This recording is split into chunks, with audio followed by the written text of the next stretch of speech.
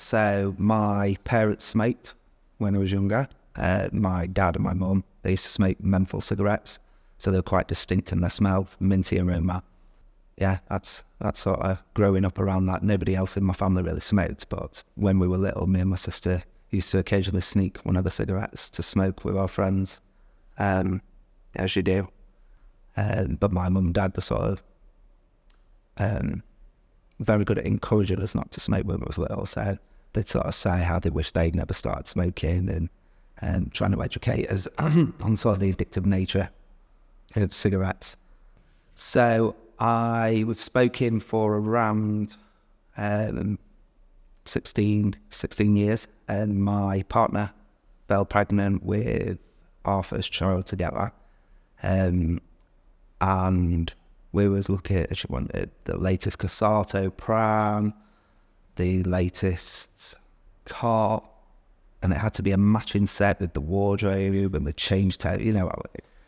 And I was just looking, I was at that time spending about £10 a day on cigarettes. I was like, there's no way I can afford those things for my son and smoking at the same time. I was like, well, I'm not going to prioritise my son in this instance. I'm going to give it a real good go to quit.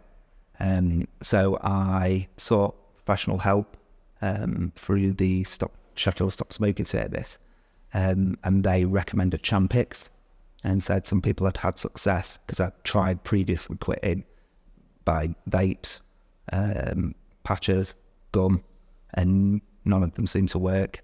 I'd felt for a long time that smoking was unhealthy for me, and it was having a negative impact on my life in terms of being able to afford to do things I wanted to do, and I felt stuck in a cycle. I didn't enjoy smoking.